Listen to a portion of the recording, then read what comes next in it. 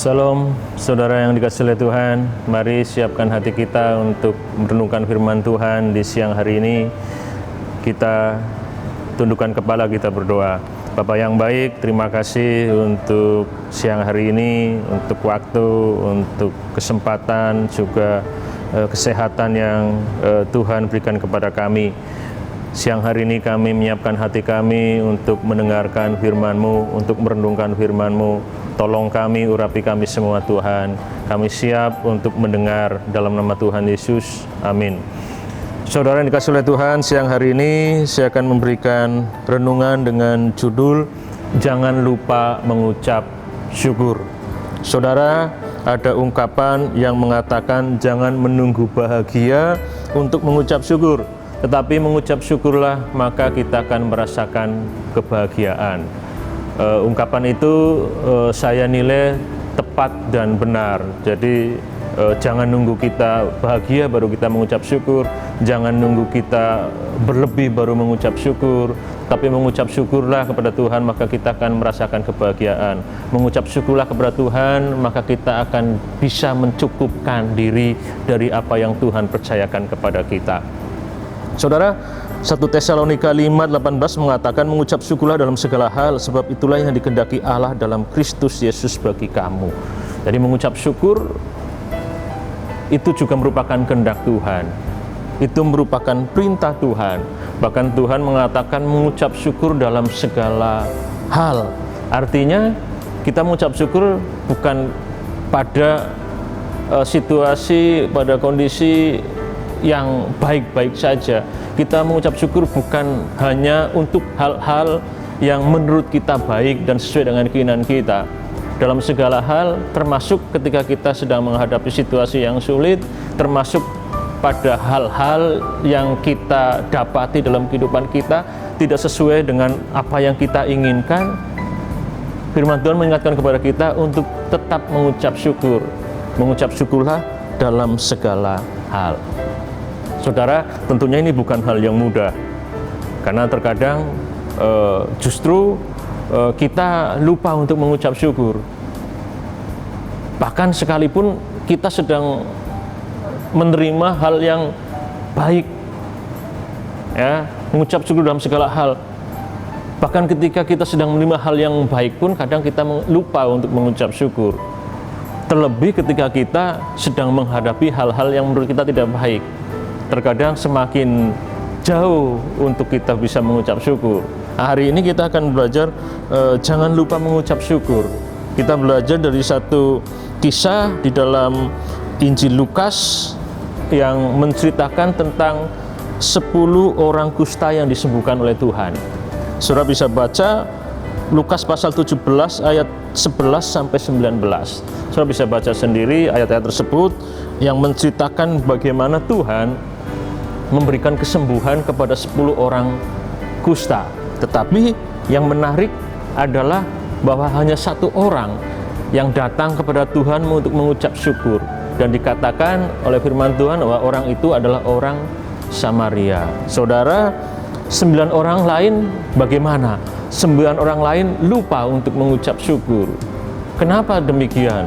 Bisa jadi karena mereka menganggap apa yang dialami itu hal yang wajar dan hal yang alami.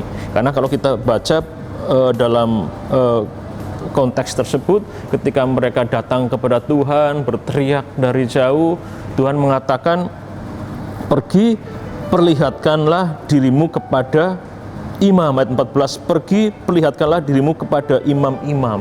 Jadi ketika 10 orang itu berteriak minta tolong, minta belas kasih daripada Tuhan Yesus, dan Yesus mengatakan, pergi perlihatkanlah dirimu kepada imam-imam. Dan sementara mereka sedang berjalan, mereka disembuhkan oleh Tuhan. Dan 10 orang kusta semuanya sembuh, tapi satu orang yang datang kepada Tuhan. 9 orang lain lupa untuk mengucap syukur. Mungkin tadi karena mereka berpikir itu hal yang wajar dan alami. Karena ketika datang kepada Tuhan Yesus nggak mengatakan mereka sembuh. Tuhan Yesus mengatakan untuk pergi perlihatkan diri kepada imam-imam, karena imam-imam yang punya hak, punya wewenang untuk menyatakan seorang kusta tahir atau sembuh. Tapi Tuhan Yesus nggak mengatakan sembuh pada saat itu. Dan dalam perjalanan secara alami menurut mereka mengalami kesembuhan. Sehingga 9 orang ini berpikir alami dan ini bukan dari Tuhan Yesus. Sehingga orang ini kemungkinan mereka segera pergi ke imam untuk minta surat keterangan takhir, dan mereka akan cepat kembali ke rumah, ke keluarga, karena mereka sudah mengalami isolasi sosial, mereka sudah meninggalkan keluarga, meninggalkan lingkungan, sudah cukup lama karena sakit yang dialami, yaitu kusta. Sehingga mereka cepat pengen mendapatkan keterangan takhir dari imam-imam dan pulang ke rumah. Mereka lupa untuk mengucap syukur kepada Tuhan, padahal mereka baru saja mengalami dan menerima hal yang sangat besar dari Tuhan, yaitu kesembuhan dari kustanya. Jadi saudara, hal-hal yang besar terkadang pun membuat orang lupa untuk bersyukur. Ya, jadi 9 orang ini mungkin mereka mengalami kegembiraan yang berlebih. Kenapa? Karena mereka baru disembuhkan dan mereka bisa kembali ke keluarganya setelah diisolasi secara sosial sekian lama. Mereka datang kepada imam, sembuh dan bisa pulang. Kegembiraan yang berlebih dan membuat mereka lupa untuk datang kepada Tuhan. Tapi satu orang kusta yang dikatakan orang Samaria, dia kembali kepada Tuhan. Dia datang kepada Tuhan, tersungkur dan mengucap syukur kepada Tuhan. Kenapa? Karena dia merasa bahwa dia tidak layak untuk menerima kesembuhan itu. Tapi itu yang dia alami. Jadi saudara, ini orang Samaria, saudara. Kita tahu bersama siapa orang Samaria, orang yang dianggap dan dipandang rendah oleh orang Yahudi. Bahkan dia sehat pun dipandang rendah. Kita tahu bersama dalam Alkitab Perjanjian Lama dan Perjanjian Baru, bagaimana orang Samaria itu dianggap rendah oleh orang Yahudi. Saudara, tetapi orang Samaria ini dia datang kepada Tuhan karena mungkin dia merasa dia tidak layak mendapatkan sembuhan. Kalau dia datang ke imam, apakah mungkin imam memberikan surat keterangan sehat takhir kepada dia? Karena tanpa sakit kusta pun dia dianggap tidak layak datang kepada imam. Dia tidak layak untuk bergaul dengan orang Yahudi, apalagi imam, apalagi mendapatkan keterangan sembuh dari imam. Dia merasa tidak layak untuk menerima hal itu. Tetapi realitanya itu yang dialami, bahwa dia itu sembuh. Walaupun dia nggak mendapatkan keterangan takhir sembuh dari imam, tapi realitanya dia sudah disembuhkan oleh Tuhan. Sehingga itu tidak bisa membendung keinginannya untuk datang kepada Tuhan, tersungkur kepada Tuhan Yesus dan mengucap syukur. Jadi saudara, kita belajar dari peristiwa ini. Jangan lupa mengucap syukur.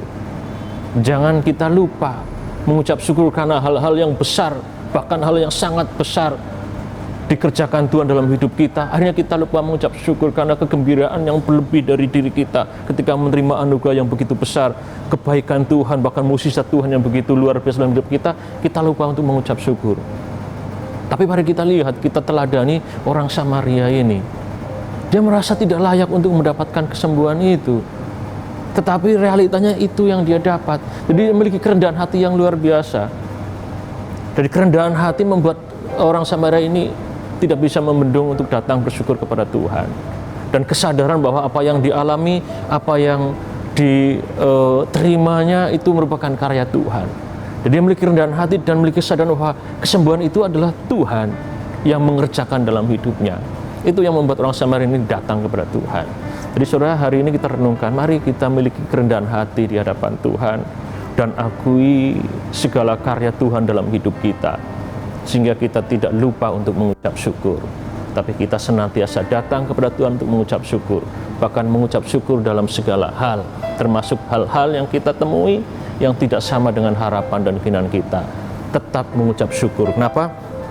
Karena itu yang dikehendaki oleh Tuhan. Kita berdoa. Terima kasih Tuhan Yesus, untuk siang hari ini kami belajar untuk tidak lupa mengucap syukur. Kami belajar untuk tetap mengucap syukur dalam segala hal. Bukan hal yang mudah bagi kami, tapi itu yang menjadi kehendak-Mu bagi masing-masing kami. Dan biarlah firman hari ini, firman Tuhan hari ini, renungan pada siang hari ini mengingatkan kami, menyadarkan kembali kami untuk kami senantiasa mengucap syukur kepada Tuhan. Terima kasih untuk siang hari ini, terima kasih untuk firman-Mu, di dalam nama Tuhan Yesus. Amin.